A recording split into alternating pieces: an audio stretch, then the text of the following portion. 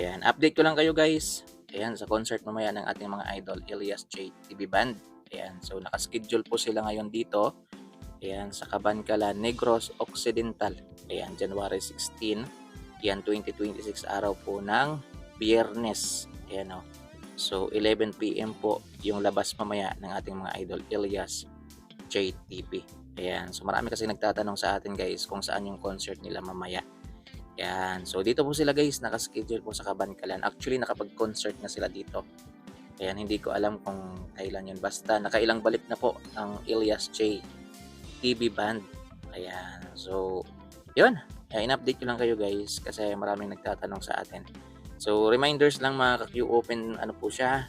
Yan, open ground pre-admission po siya. So, mas maganda guys na wag nyo na lang dalhin yung mga anak ninyo. Dito yata yung may nawalang bata, 8 years old yun mga ka-Q. Ayan, nabitawan po siya ng kanyang nanay. So, humingi siya ng tulong kay Elias at kay Kinji. So, pinanawagan ni Kinji. So, buti naman nakita naman yung bata mga ka-Q. So, wag nyo nang dalhin yung mga anak ninyo mga below 8 years old. Iwan nyo na lang sa bahay ninyo para safe naman po yung mga anak ninyo. Ayan o. Yan. So, sineselebrate nila doon ngayon guys, mga ka-Q, yung Sinulog. Yan, Sinulog Festival. Mga ka-Q, yung sineselebrate po ng Cabancala. Yun. So, abang-abang na lang kayo guys mamaya sa mga update na natin. And time to time mamaya habang hindi pa po sila tumutugtog. Yan, habang hindi pa po lumalabas ang Elias J TV Band, ay magbibigay po tayo ng update. So, yan pong nasa background natin kasi wala tayong makitang latest video ng concert venue, yan, ay yung papunta na lang sila. Yan po yung papunta sila kanina. Yan, so sakay sila ng van, punta sila ng Cabancalan, yan, Negros Occidental. Pabalik-balik na sila dito guys. Yan, so hula ko mga nasa na yata, naka-4 na balik na sila dito sa Negros. Yan, so marami silang naging concert. Pero ano naman siya guys, kumbaga, hindi naman siya isang venue talaga. Iba-iba yung venue mga ka-Q.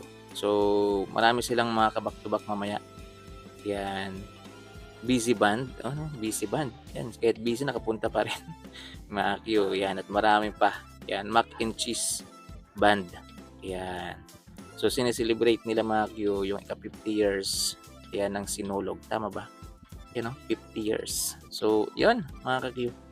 Tapos, yung isa sa inaabangan ko guys, syempre, yung dito sa lugar namin sa Aklan.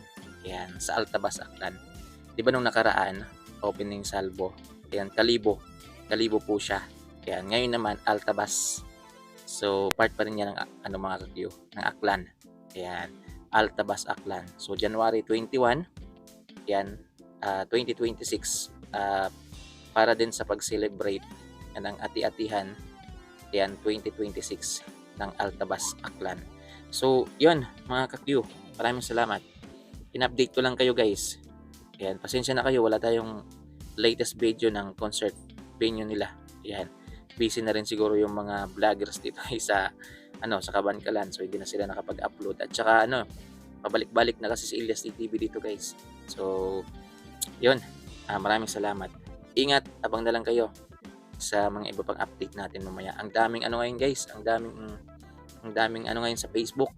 Yan, meron na namang pasabog si Ate Min. Yan, tinitira niya naman ngayon yung asawa naman ni Atty. Torion, si Ma'am Ronaldin. Wala talagang kadala-dala, walang pinipili. So yan mga Q, God bless. Ingat sa ating lahat.